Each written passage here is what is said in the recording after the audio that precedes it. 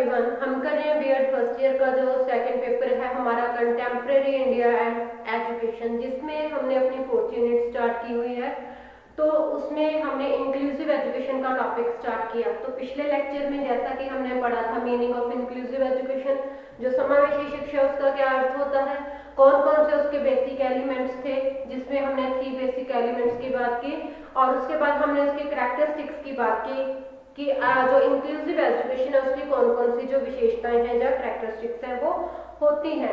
तो आज हम अपने इस लेक्चर में बात करेंगे need and importance of inclusive education की। जो इंक्लूसिव एजुकेशन है उसकी क्या जरूरत है और क्या उसका जो महत्व है। तो हम बात करते हैं यहाँ पे नीड एंड इम्पोर्टेंस की।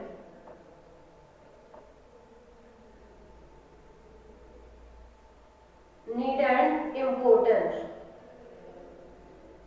ऑफ इंक्लूसिव एजुकेशन, समावेशी शिक्षा की आवश्यकता है उसका महत्व। Need and importance of inclusive education, जो हमारी समावेशी शिक्षा है वो समय की जो मांग है उसको ध्यान में रखते हुए हमारे देश में समावेशी शिक्षा की बहुत ज्यादा जरूरत है। जैसा हमने पिछले लेक्चर में एक पॉइंट किया था कि हमारे देश में लगभग जो प्राइमरी क्लास तक के जो बालक हैं, या फिर हम बात करें 6 से 14 साल तक के जो बच्चे हैं, उनकी संख्या लगभग 22 करोड़ है, जिनमें से लगभग 2 करोड़ 30 लाख जो स्पेशल चिल्ड्रन है। तो उन 2 करोड़ 30 लाख जो बच्चे हैं उनका विकास करने के लिए हमें जो समावेशी एजुकेशन है उसकी बहुत ज़्यादा ज़रूरत है। हमें ऐसे स्कूल्स की ज़रूरत है जिनमें हम हर तरीके के बच्चे को जो एजुकेशन है वो प्रदान कर सकें। समावेशी शिक्षा वर्तमान समाज की एक अपरिहार्य आवश्यकता है, वो बन गई है। व्यक्ति, पारिवारिक, सामाजिक एवं राष्ट्रीय विकास की दृष्टि से यह अत्यंत महत्वपूर्ण है, क्योंकि अगर हम अपने राष्ट्र का विकास चाहते हैं तो सबसे पहले हमें क्या है, हर एक पर्सन का, हर एक बच्चे का जो विकास है वो करने की जरूरत है।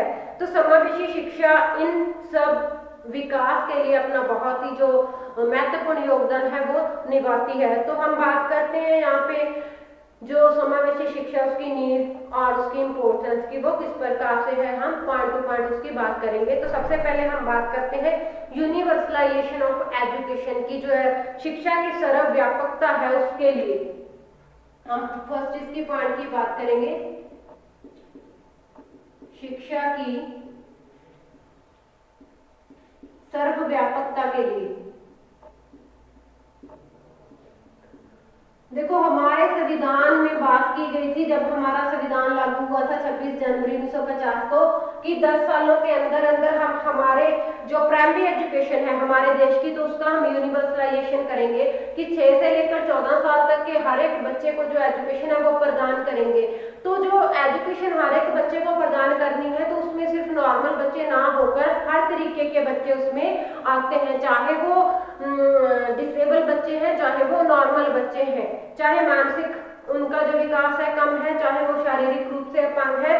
तो हर प्रकार के बच्चे और उनकी जो प्रॉब्लम्स हैं, जो उनकी समस्याएं हैं, उनको ध्यान में रखते हुए, जो उनकी आवश्यकताएं हैं उनको ध्यान में रखते हुए हम जो समावेशी शिक्षा है उसकी जरूरत महसूस करते हैं कि अगर हमने शिक्षा की सर्वव्यापकता करनी है, अगर हमने एजुकेशन का यूनिवर्सलाइजेशन करना है, तो हमें अपने जो स्कूल हैं, अपने स्कूल्स में जो समावेशी शिक्षा है, जो इंक्लूसिव एजुकेशन है, उसको दर्ज करने की बहुत ज्यादा जरूरत है। समावेशी अवधारणा को मुख्य रखते हुए पाठ्यक्रम निर्धारित करने पर बल देती है कि हर एक बच्चे की जो इंडिविजुअल नीड्स हैं उसको ध्यान में रखते हुए पाठ्यक्रम जो करिकुलम है वो तैयार किया जाना चाहिए। आगे हम बात करते हैं जो हमारे कॉन्स्टिट्यूशनल रिस्पॉन्सिबिलिटीज हैं उसको पूरा करने के लिए संवैधानिक उत्तरदायित्व का निर्वहन।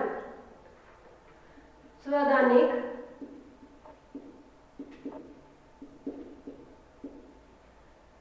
उत्तरदायित्व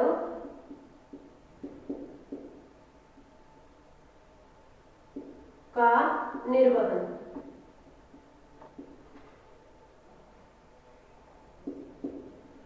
to fulfil the constitutional responsibilities.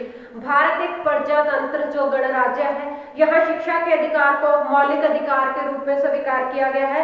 यहाँ जाति, रंग, धर्म, भाषा या क्षेत्र स्तर के नाम पर कोई भेदभाव नहीं है। इन सब के भेदभाव के आधार पर किसी भी जो बच्चे को शिक्षा से वंचित नहीं रखा जा सकता। किसी भी शिक्षा प्रणाली में जो है निर्णय नहीं, किसी का भी अधिकार नहीं है यह निर्णय लेने का कि कौन बच्चा शिक्षा लेगा और कौन बच्चा जो शिक्षा नहीं लेगा। हमारे संविधान के अनुसार हर एक बच्चे को जो एजुकेशन है वो प्रदान की जाएगी।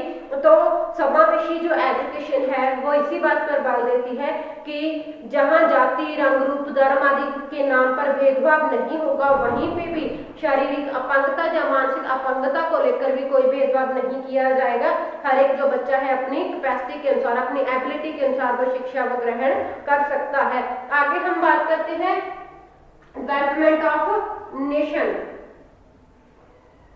राष्ट्र का विकास। किसी भी राष्ट्र का विकास कब संभव होता है? जब वहां के जो नागरिकों का विकास किया जाता है। यहाँ जिस देश की जितनी ज्यादा एजुकेशन की फैसिलिटी जितनी अच्छी होगी उतनी ही ज्यादा जो क्या है वहां के नागरिकों का विकास होगा। अगर जितना उनके नागरिकों का विकास होगा उतना ही ज्यादा वहां के जो नेशन है उसका, जो राष्ट्र है उसका विकास होगा। देश की खुशहाली एवं संगठन के विकास का एक अत्यंत महत्वपूर्ण आवश्यकता है। हर एक देश की जो महत्वपूर्ण आवश्यकता है जिसमें सभी नागरिकों के यथाचित योगदान की सदैव जरूरत रहती है। अगर हम अपने घर का विकास चाहते हैं तो हम उम्मीद करते हैं कि घर का हर एक फैमिली मेंबर इसमें अपना योगदान दे। उसी प्रकार अगर हम अपने राष्ट्र का विकास चाहते हैं तो उसमें हर एक नागरिक का फर्ज बनता है कि वो उसमें योगदान दे। तो वो योगदान कब होगा? जब सरकार या फिर हमारा जो फर्ज बनेगा कि हर एक पर्सन को जो एजुकेशन है वो प्रोवाइड की जाए, लेकिन अपनी क्षमता व सामर्थ्य की उपयुक्तता की अनुभूति एवं प्राप्ति के बिना किसी भी देश की एक बहुत बड़ी संख्या उसके नवनिर्माण में कैसे और कितनी सकारात्मक भूमिका निभा सकती है वह वहां के एजुकेशन पे डिपेंड करता है। तो इस प्रकार हम कह सकते हैं कि हमें अगर अपने राष्ट्र का विकास करना है तो ये समावेशी एजुकेशन की बहुत ज्यादा जरूरत है, ताकि कोई भी शिक्षा है वो जो कोई भी जो बच्चा है वो शिक्षा से वंचित ना रह जाए। तो राष्ट्र के विकास में योगदान से पहले उपयुक्त संसाधनों के उपयोग से व्यक्ति के लिए स्वयं की जो क्षमताओं का विकास करना आवश्यक होता है, वो विकास उसका एजुकेशन के थ्रू हो सकता है। आगे हम बात करते हैं निर्धनता चक्र की समाप्ति।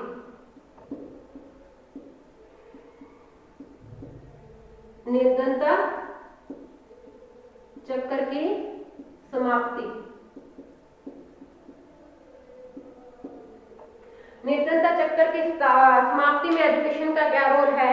भारत जैसे देश में शिक्षा को ज्ञान संग्रहण के साथ साथ एक जीविकापार्जन का एक महत्वपूर्ण माध्यम भी समझा जाता है, क्योंकि बहुत सारे जो लोग हैं वो एजुकेशन लेने का उनका मेन मतलब क्या होता है कि उनको कोई रोजगार मिल जाए, वो कोई सरकारी नौकरी को प्राप्त कर ले या फिर कोई प्राइवेट नौकरी में एडजस्टमेंट कर ले। तो अगर हम सिर्फ नॉर्मल बच्चों को एजुकेशन देंगे, जो बच्चे विकलांग हैं उनको एजुकेशन नहीं देंगे, तो वो क्या है, बहुत सारे जो बच्चे हैं वो अपने जो सपने हैं वो पूरे नहीं कर पाएंगे, वो जो अपनी जिंदगी की जो जीविका है वो नहीं चला सकते। तो एक जो अशिक्षित व्यक्ति है वो अपनी असमर्थता के कारण वो लाचार हो जाता है, क्योंकि उसको ज्ञान नहीं है, पढ़ने लिखने का उसको ज्ञान नहीं है। अगर हम इंक्लूसिव एजुकेशन के जो प्रोग्राम है वो कार्यक्रम है वो स्कूलों में लाएंगे तो हर एक बच्चे को एजुकेशन मिल सकती है, क्योंकि जो नॉर्मल स्कूल होते हैं नॉर्मल बच्चों के लिए वो हर जगह अवेलेबल होते हैं, लेकिन जो स्पेशल स्कूल होते हैं वो हर जगह नहीं होते। तो इसलिए जो विकलांग बच्चे वो एजुकेशन से वंचित रह जाते हैं। इसलिए हमें समावेशी एजुकेशन की जरूरत है, हर एक बच्चे को एजुकेशन भी दे सके और जो बच्चे में हीन भावना आ जाती है अपनी विकलांगता को लेकर वो भी ना आए, और जो बच्चा है वो अपनी एजुकेशन प्राप्त करने के बाद एक जो जीविका का साधन है उसकी जीविका का या फिर कोई रोजगार है वो प्राप्त कर सके, ताकि उसका जो एक गरीब फैमिली से है तो वो अपनी जीविका को सुधार सके। आगे हम बात करते हैं, अगला हमारा पॉइंट है शिक्षा का स्तर बढ़ाना।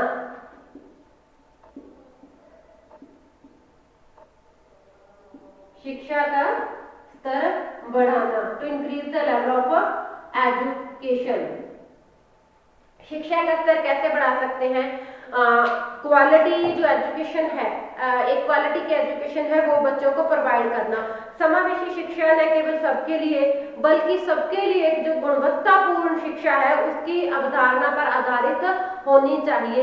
एजुकेशन सिर्फ उसको एजुकेशन ही नहीं देनी बच्चों को, बल्कि बच्चों को एक जो गुणवत्ता वाली एजुकेशन है वो प्रदान करने का जो सपना है वो होना चाहिए समावेशी एजुकेशन का। यह शिक्षा प्रणाली, इस शिक्षा प्रणाली में सभी बच्चों की दैहिक, मानसिक, संवेगात्मक और सामाजिक सांस्कृतिक जो आवश्यकताएं हैं उन आवश्यकताओं की पूर्ति के मूलभूत सिद्धांत पर जो पाठ्यक्रम है वो बनाना चाहिए। जो पाठ्यक्रम है हमेशा इसमें एक लचीला पाठ्यक्रम बनाया जाता है ताकि बच्चों की जो व्यक्तिगत भिन्नताएं हैं उसके आधार पर हम बच्चों को जो एजुकेशन है वो प्रदान कर सके। जो सिलेबस है, जो पाठ्यक्रम है उसमें जो परिवर्तन है वो हो सके। इस पद्धति में शिक्षण अधिगम की प्रक्रिया को इस प्रकार से नियोजित किया जाता है कि जिससे प्रत्येक बालक का इष्टतम विकास होता है, वह अपनी अक्षमताओं के अनुसार उसके संपूर्ण उपयोग से उपलब्धि प्राप्त करता है। तो इसलिए जो समावेशी एजुकेशन है उसका जो क्वालिटेटिव एस्पेक्ट है वो बढ़ाने की बहुत ज्यादा जरूरत है। आगे हम बात करेंगे समाज के विकास एवं सशक्तिकरण के लिए। समाज के विकास एवं सशक्तिकरण के लिए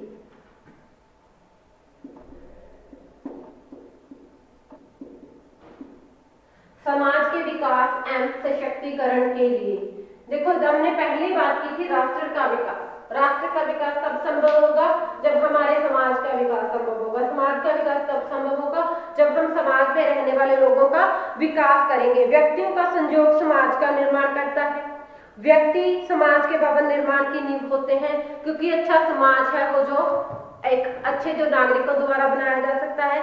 सूझबूझ प्रयत्नों से उसका जो व्यक्तिगत जीवन है वो संवारा जाता है, क्योंकि जितना इंसान पढ़ा लिखा होगा उतना ही वो सूझबूझ से कार्य करता है, जिसमें शिक्षा का योगदान सबसे अधिक महत्व रखता है।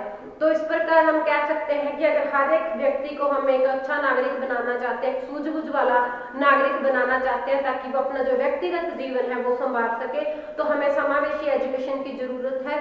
क्योंकि जो बच्चे नॉर्मल नहीं है, वो साधारण बच्चों से भिन्न है, तो उनको भी जो एजुकेशन की जरूरत होती है अपना जीवन संवारने के लिए। वस्तुतः समाज का विकास एवं सशक्तिकरण उसके सुयोग्य एवं सुशिक्षित नागरिकों पर है अधिक निर्भर करता है। तो एजुकेशन के जरिए हम वहाँ के जो समाज में रहने वाले नागरिकों को सुदृढ़ और उसको सुशिक्षित कर सकते हैं। आगे हम बात करते हैं अच्छी नागरिकता के उत्तम गुणों का विकास। अच्छी नागरिकता के उत्तम गुणों का विकास।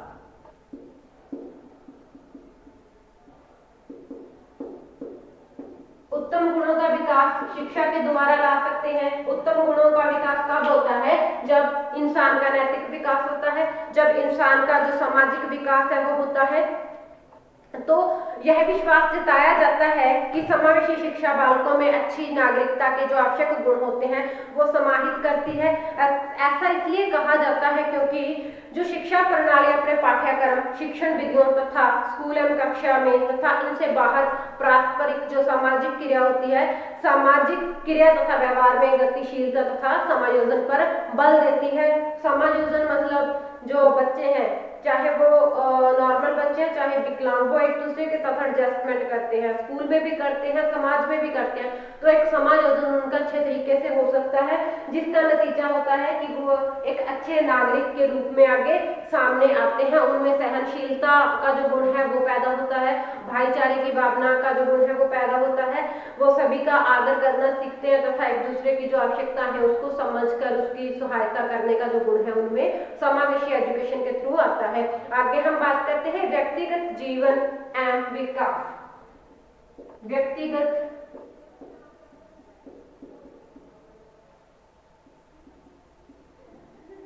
जीवन एवं विकास। व्यक्तिगत जीवन, child individual life and development. समावेशी शिक्षा की सबसे अधिक आवश्यकता बालकों के व्यक्तिगत जीवन को खुशहाल बनाने और उनका विकास करने के दृष्टिकोण से है। बालक समावेशी शिक्षा का केंद्र है। समावेशी जो शिक्षा होती है वो चाइल्ड सेंटर्ड होती है, क्योंकि उसमें हर एक बालक की जो इंडिविजुअल नीड्स हैं, जो उसकी प्रॉब्लम्स है, उसको ध्यान में रखकर करिकुलम बनाया जाता है। उसकी आवश्यकता के अनुसार जो पाठ्यक्रम है उसमें जो परिवर्तन है वो किए जा सकते हैं।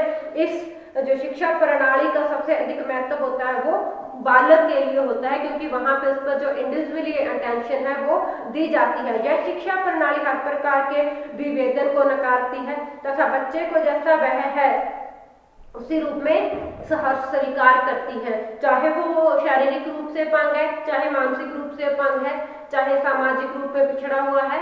तो उसमें जो बालक को अपने आप में बदलाव करने के लिए नहीं कहा जाता है, जैसे रूप में है उसको उसी रूप में वहां पे स्वीकारा जाता है। तो उसी रूप में स्वीकार करने के बाद उसका जो विकास है वो किया जाता है। तो व्यक्तिगत स्तर पर यह विकास का एक बहुत ही अच्छा जो माध्यम है, इससे व्यक्ति का व्यक्तिगत विकास करने में बहुत सहायता होती है। तो ये तो थे इसके, हमने 8 पॉइंट किए इसकी नीड एंड इम्पोर्टेंस के। आगे हम बात करते हैं इसके एम्स एंड ऑब्जेक्टिव्स की, कि जो एजुकेशन है, इंक्लूसिव एजुकेशन है, उसके कौन कौन से एम्स और ऑब्जेक्टिव हो सकते हैं। तो हम बात करेंगे आगे एम्स और ऑब्जेक्टिव्स की।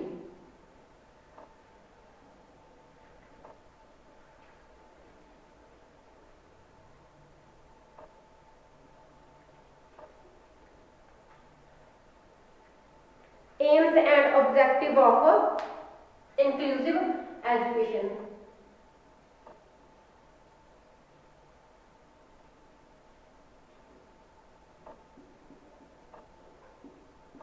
एम्स एंड ऑब्जेक्टिव, क्या इसके जो उद्देश्य है वो होते हैं जो इंक्लूसिव एजुकेशन है। एम्स और जो ऑब्जेक्टिव होते हैं वो हम इसको दोनों को उद्देश्य बोल सकते हैं, कि एम्स होते हैं वो भी उद्देश्य होते हैं, और अगर ऑब्जेक्टिव है वो भी इसके उद्देश्य होते हैं। हम यहाँ पे लिखते हैं एम्स या फिर ऑब्जेक्टिव्स।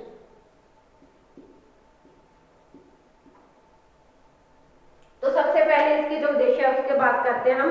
एजुकेशन फॉर ऑल, सभी के लिए शिक्षा, सभी के लिए शिक्षा। जो हमने इसके नीड का जो पॉइंट किया था कि क्यों जरूरत है, उसकी क्यों जरूरत थी यूनिवर्सल ऑफ एजुकेशन के लिए। जो हम एजुकेशन का सार्वभौमिकीकरण करने का हमारा जो सपना है, खास करके एलिमेंट्री लेवल पर जो हम यूनिवर्सलाइजेशन करना चाहते हैं, सभी के लिए शिक्षा। तो ये समावेशी उद्देश्य शिक्षा का प्रथम उद्देश्य है कि बच्चा चाहे कैसा भी है उसके साथ कोई भेदभाव नहीं किया जाएगा, उसे शिक्षा से वंचित नहीं रखा जा सकेगा।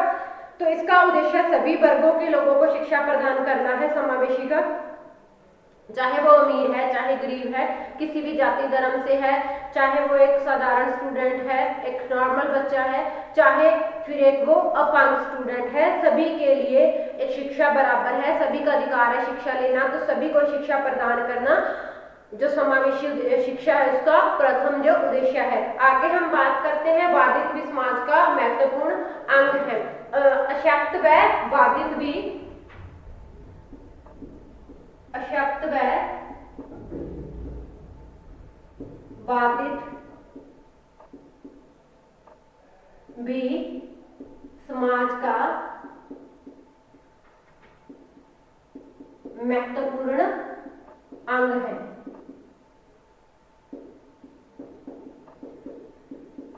जो लोग बाधित हैं या अशक्त हैं, जो अपंग बच्चे हैं, जो अपंग लोग हैं, वो भी क्या है, समाज का एक महत्वपूर्ण अंग है। तो हमें उन्हें उसी रूप में स्वीकार करना चाहिए। जो समावेशी शिक्षा है, जो इंक्लूसिव एजुकेशन है, उसका जो एम है समावेशी शिक्षा में कहा गया है कि बच्चा जैसे भी है हमें उसको उसी रूप में स्वीकार करना है, हमें उसके उसी जो व्यक्तिगत भिन्नता है उसी को ध्यान में रखते हुए हमें उसी प्रकार की जो आवश्यकता है उसको ध्यान में रखते हुए हमें जो बच्चे को शिक्षा है वो प्रदान करनी है।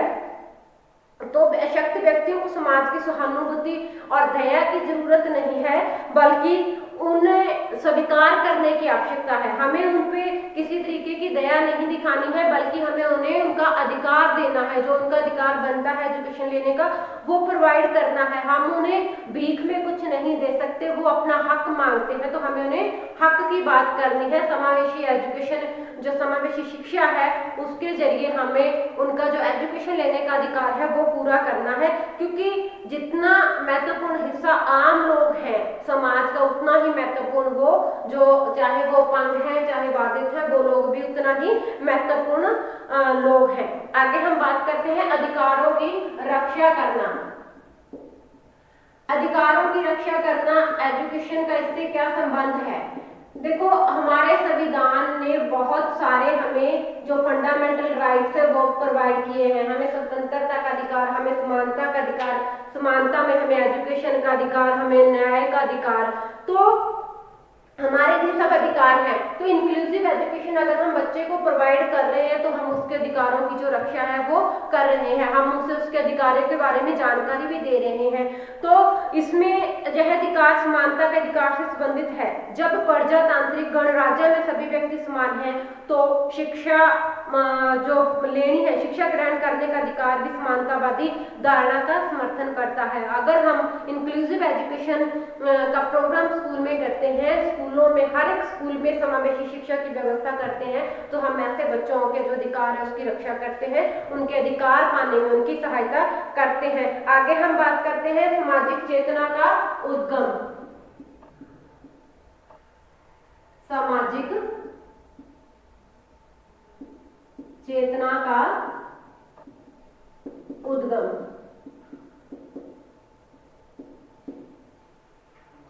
हमारी जो अवेयरनेस है, जो कॉन्शियसनेस है, उसको पैदा करना लोगों में। शिक्षा से व्यक्तित्व विकास के साथ साथ सामाजिक चेतना का विकास भी होता है। अधिकारों की रक्षा की चेतना, समता एवं भ्रातृत्व की चेतना, बालकों के पालन पोषण तथा उनके जो शैक्षिक महत्व है, जो एजुकेशन का महत्व है उसकी चेतना, उसके शारीरिक मानसिक सामर्थ्य एवं क्षमताओं की चेतना तथा उसके प्रति सकारात्मक दृष्टिकोण एवं व्यवहार संबंधी ज्ञान शिक्षा के माध्यम से ही प्राप्त होता है। अगर बच्चे को एजुकेशन मिलती है तो वो अपने अधिकारों के प्रति सचेत हो जाता है, वो अपनी हेल्थ के प्रति सचेत हो जाता है, वो और उनका जो अपने बच्चों का पालन पोषण है, बालकों के पालन पोषण के में जो लोग हैं वो सचेत हो जाते हैं। तो समावेशी एजुकेशन देने से जो एक चेतना होती है लोगों में वो पैदा होती है। तो जो समावेशी शिक्षा स्कूलों में लेके आने का जो उद्देश्य है वो एक सामान्य स्तर पर एक समाज में जो चेतना जागृत करना है, चेतना लाना है, लोगों को जागरूक करना है। आगे हम नेक्स्ट पॉइंट की बात करते हैं शिक्षा की गुणवत्ता में सुधार। शिक्षा की गुणवत्ता में सुधार, improvement in quality of education, गुणवत्ता में सुधार करना। एजुकेशन की जो गुणवत्ता है उसमें सुधार करना, जो मुख्य वो तीन जो बातें हैं, जब तीन इसके तत्व हैं उनमें जो सुधार की मांग है वो होती है कि गुणवत्ता में सुधार कैसे हो सकता है। सबसे पहले हम बात करते हैं ये तीन आधार कौन कौन से हैं। आवश्यकता आधारित शिक्षा, दूसरा पाठ्यक्रम का लचीलापन, तीसरा है अधिगम में बच्चों की सक्रिय भागीदारी या अधिगम में प्राथमिक अनुभवों का प्रावधान। तो हम इन तीन चीजों को आधार बनाकर हमें जो एजुकेशन है उसमें सिस्टम में हम एजुकेशन जो प्रणाली है, शिक्षा प्रणाली में हम सुधार कर सकते हैं। जीवन में सकारात्मक उन्नति और समृद्धि के लिए केवल शिक्षा प्राप्त करना ही पर्याप्त नहीं है, बल्कि एक गुणवत्ता की शिक्षा प्राप्त करना जरूरी होता है। गुणवत्ता की शिक्षा ऐसी शिक्षा जिसमें दूसरी आवश्यकताओं के अनुरूप भी जो और आवश्यकताएं हैं उसको भी पूरा करे। तो शिक्षा ऐसी होनी चाहिए, शिक्षा का मतलब ये नहीं कि सिर्फ जो किताबों में लिखा उसी का ज्ञान होना चाहिए, तो बल्कि गुणवत्ता शिक्षा ऐसी है जो उसकी मूलभूत आवश्यकताएं हैं उनको भी पूरा करती होना चाहिए। समावेशी शिक्षा में ये गुण विद्यमान है, इसलिए गुणवत्ता सुधार का उद्देश्य है, इसका एक ठोस आधार भी है। यही कारण है कि शिक्षाविद शिक्षा प्रणाली को गुणात्मक समावेशी शिक्षा के नाम से भी संबोधित करते हैं। आगे हम बात करते हैं कौशलों की पहचान। जो स्किल है, स्किल को आइडेंटिफाई करना, कौशलों की पहचान करना। समावेशी शिक्षा का जो मुख्य उद्देश्य है वो क्या है कि प्रत्येक बालक किसी न किसी रूप में सृजनात्मक हो सकता है, विशिष्ट हो सकता है, क्योंकि किसी न किसी व्यक्ति, हर एक व्यक्ति में किसी न किसी तरीके का जो टैलेंट होता है। तो समावेशी शिक्षा इसी बात को आधार मानकर चलती है कि हर एक बच्चे का जो टैलेंट है वो पहचाना जाए, व्यक्तिगत तौर पर जो उसकी आवश्यकता है उसको जाना जाए, तो उसी हिसाब से क्या है हम उसका जो विकास है वो कर सकते हैं। तो शोध में अध्ययन स्पष्ट करते हैं कि कला एवं सृजनात्मकता मानसिक मंदता के बालकों में भी दृष्टिगोचर होती है। ऐसे बालकों को सवेस जीनियस की संज्ञा दी जाती है। तथा बीथोवन संसार का एक प्रसिद्ध संगीतकार बहरा एवं गूंगा था कि हर एक बच्चा चाहे वो शारीरिक रूप से विकलांग है, लेकिन हो सकता है उसमें कोई ऐसा टैलेंट हो जो आगे जाकर उसको एक महान हस्ती के रूप में महान हस्ती के रूप में सामने ला सके लोगों के। तो इसलिए इन बालकों के जो कौशल पहचाने, जो इनकी स्किल्स है उसे पहचानने की बहुत ज्यादा जरूरत है। तो इसी उद्देश्य को सामने रखते हुए समावेशी है जो एजुकेशन है वो स्कूलों में लाई जानी जरूरी है। आगे हम बात करते हैं आत्मविश्वास पे आत्मसम्मान की भावना का विकास करना। आत्मविश्वास व आत्मसम्मान की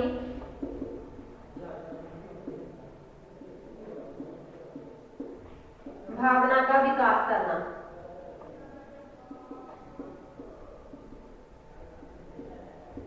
अक्सर देखा जाता है कि जो बच्चे अपंग होते हैं, जो विकलांग होते हैं, वो हमेशा क्या होता है, ज्यादातर, हमेशा नहीं, बहुत सारे बच्चे जो हीन भावना से ग्रस्त हो जाते हैं। इसलिए समावेशी शिक्षा का उद्देश्य है कि ऐसे बालकों में आत्मविश्वास और आत्मसम्मान की भावना को विकसित किया जाए ताकि वो बच्चे भी अपने आप को मोटिवेट कर सकें आगे आने के लिए।